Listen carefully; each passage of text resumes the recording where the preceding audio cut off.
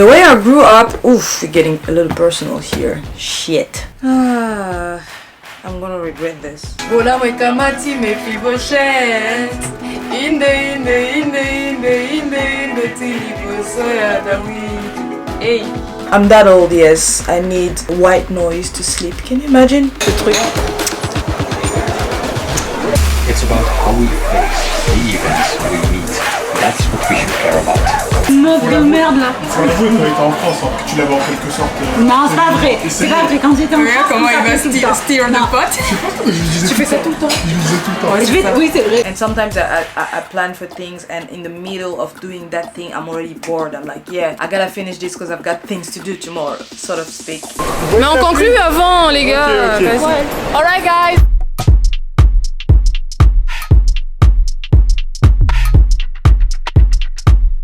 What's up, Yakuzas? It's your favorite content creator about life in Japan, and I'm back with a new video. Today's video is a day in the life. Welcome here in my day in the life in Japan. If you're new to this channel, my name is Ila. I go by Crazy Ila. I live in Japan and I've been here for like 6 years now, and I can't believe it's been that long. But I post videos about life in Japan. Today seems to be a long rainy day and it's a Friday, but I'm gonna spend most of it at home because I got so many stuff to do related to my thesis. First, I'm gonna go to the gym, have some not very intense workout. After working out, I have to do some data processing and open some software that I haven't opened in maybe 1 month, and I'm kind of scared of that. I don't know why. I'm scared because it's like diving into the unknown, or not the unknown. You know how software works. I'm talking about ArcGIS, SPSS, SEMA Pro, if you guys are familiar with. And these software are just so broad. Like there's just so many stuff to do in them that I can think about a process, or I want to achieve a result, but then when I start working on it, I find so many difficulties that I have to stop, watch some tutorial, or ask some people, and all of that is to me a little annoying. So I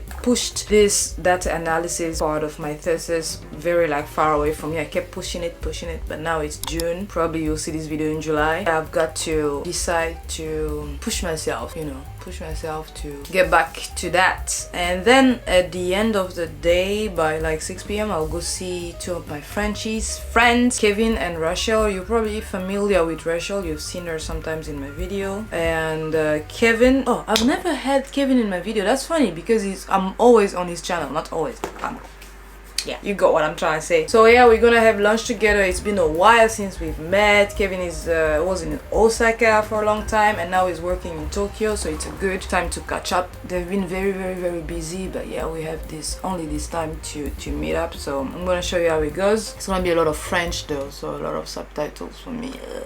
Why am I naggy this morning? I like the fact that it's rainy today and that I'm gonna be indoor most of the time, because I feel like it's very peaceful for me. Like I'm that kind of person who can sleep with the artificial rain noise. Sometimes I put it on my computer, I play it for the whole night, and then I sleep. I'm that old, yes. I need white noise to sleep. Can you imagine? What else I wanted to tell you guys, that I realized that I put a lot of pressure on myself when it comes to routines and things I do. I put so much pressure on myself doing several things at the same time, when people I'm surrounded by, they're just like, why you do this? They're just usually, right, my friends and my boyfriend, they're like very admirative of what I do, because I multitask a lot, and I don't understand why it would be like impressive for some people, because I don't look at myself like from their perspective, right?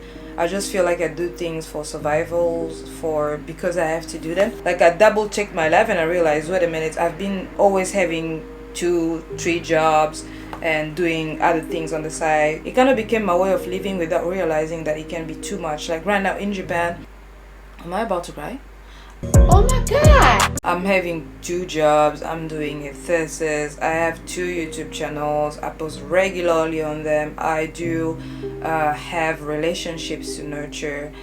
I just think that is normal, but it can be a lot, right? And I don't take time sometimes to sit back and realize, oh, can I just eliminate this, eliminate that, eliminate this? I don't know. I don't want to. I think I also don't want to, because I'm just used to being busy and not like sit there and have what they call smooth life or slow life. Like I don't have the privilege to afford slow life. Also because the way I grew up, oof, we're getting a little personal here. Shit. I'm gonna regret this. Maybe not. So the way I grew up, I always wanted to upgrade my life. That's my problem. I always want to upgrade, to do better, to go to the next step because I have to upgrade my life. You know what I'm saying? It is good because when you look at where I'm coming from and where I am at now, it's like, it's, you know, it's a good thing, but it can also be heavy on the shoulder, right? Especially when you don't stop and rest. I'm always thinking I'll be happier tomorrow if I do this today. I'll be happier tomorrow. I'll be more stable tomorrow. In the future, if I like myself today to do all of these things together at the same time. I cannot rest like that because I've got school to pay, I've got money to save, I got projects, I've got, you know, all of this. I don't know why I'm telling you guys all of this, but I realize like when people tell me I'm doing a lot, I have to acknowledge that I'm doing a lot. I'm not gonna stop because right now there are just so many processes that are launched and I can't just stop them, otherwise I'll be like, my life will be affected financially and in other levels. But yeah, I have to aim for a more stable, tranquil life and also forget about postponing my happiness, postponing my calmness, my joy, and just start enjoying the process, like start enjoying life right now in many ways. Whatever that means actually. Is it doing things happy or pushing yourself to be happy? I don't know what that means actually, like enjoy life right now. I guess it depends on each one, however you define enjoying your life. I could fairly say that I'm living my best life, to be honest. It's just that I tend to put everything in the future and thinking that is a process. But yeah, again, I gotta stop with the destination addiction, right? Like I have to enjoy everything I'm doing. I have to think of this as, yeah, this is life, this is it. Even if I'm in the process of like ameliorating stuff, I'm like, yeah, this is my life right now, this is what I have right now, and it's okay and it's fine. And you know what I'm saying? Like not like being here today and thinking already what I'm doing, what I'm gonna do tomorrow. And sometimes I plan for things and in the middle of doing that thing I'm already bored. I'm like, I gotta finish this because I've got things to do tomorrow, sort of speak. There's nothing wrong with that, I guess, but it's just that people around me are very, very different. Some of them, most of them are probably stable. They should call that stable, right? They just take life the way it comes. And I'm like what Miriam calls une stressée de la vie. I'm stressée de la vie. I'm like, gotta push.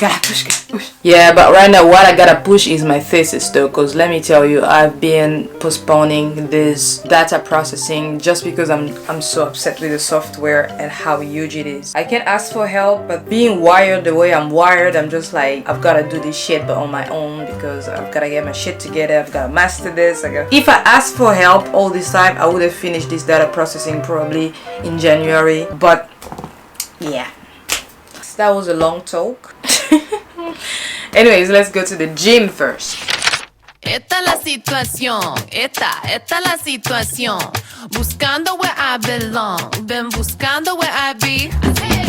Esta la situación, esta la situación.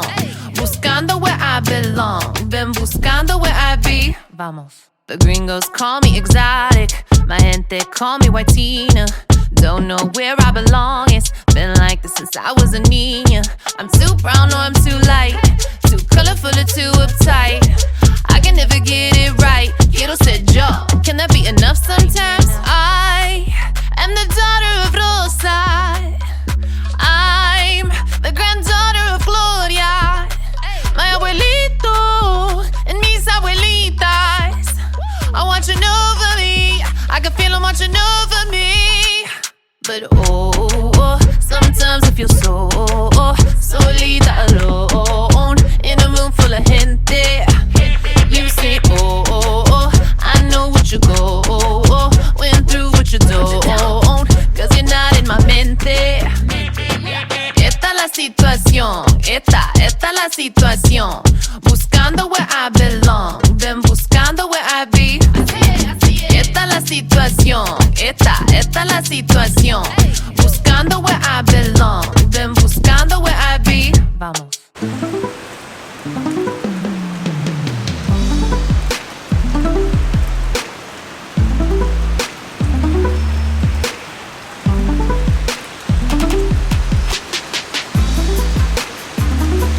being disgusted by or clinging to our circumstances.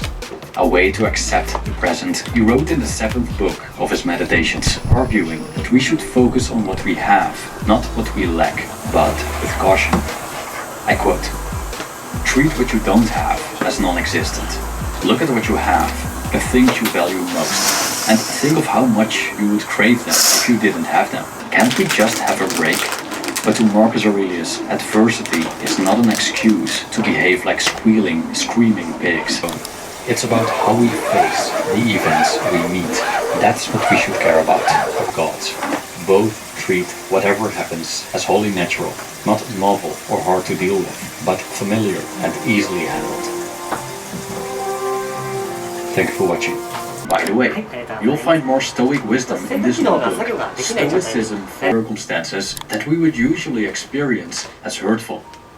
In the first chapter of Discourses, Epictetus makes clear that outside circumstances can only hurt us if we let them, which is, if we cling to them. If we only focus on what we can control and let go of everything else, then nothing outside of ourselves can harm us. Now, the question arises, what exactly lies within our control and what doesn't? Here's what Epictetus stated in the first chapter of the Enchiridion, and I quote, "Some things are in our control and others not. Things in our control are opinion, pursuit, desire, aversion, and, in a word, whatever are our own actions. Things not in our control are body, property, reputation, command, and, in one word, whatever are not our own actions." So, simply put, the outside world is not in our control, but the way we choose to act in and position ourselves towards the outside world is in our control. Again, Epictetus doesn't encourage us to not care about anything. On the contrary, living a good and moral life in accordance with nature is a Stoic's main goal, which lies entirely within our control. But he does encourage us not to cling to what's not in our control, because these things are fickle, weak, and unreliable. 2,000 years later. Oh, mawe jale lilele, mawe jale lilele, utilo bole lilele. Nazoyemba na raison, na yo yo.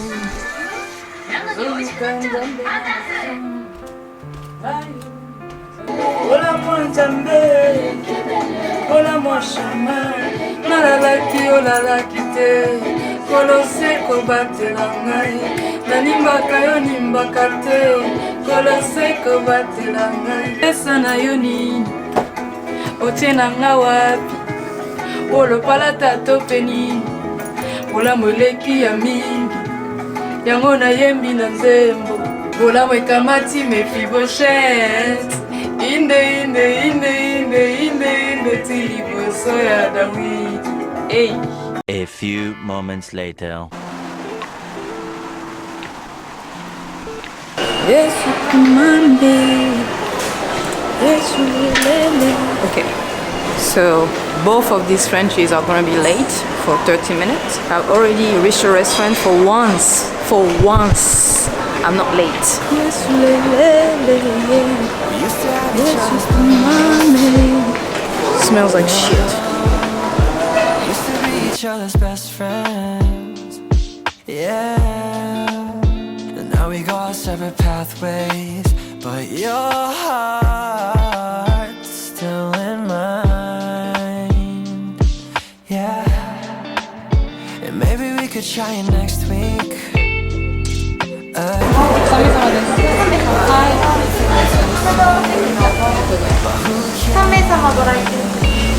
You said that we're over, hands under covers alone this time. But everything I see still reminds me of you.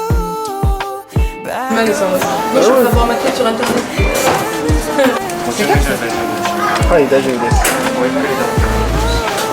C'est quoi que t'as order là? Je sais pas du tout, c'est un sort de curry, gingembre avec quelque chose au-dessus. Ça a l'air épique. Ouais.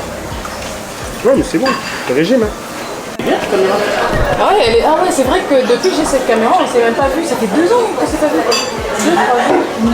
Il est allé au Mexique, t'es allé en France. Non, il y a l'autre truc qui truc. Le truc. Though you still deserve better, you stick with me, 'cause everything I see still reminds me of you. Bag of all your things, the memories of when I kissed you.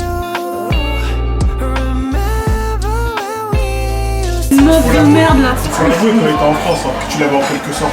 Non, c'est pas vrai. C'est pas vrai. Quand j'étais en France, Comment on il va s'appelait tout le temps. steer the pot? Tu fais ça tout le temps. Je me disais tout le temps. Ouais, c'est ça. Oui, c'est vrai.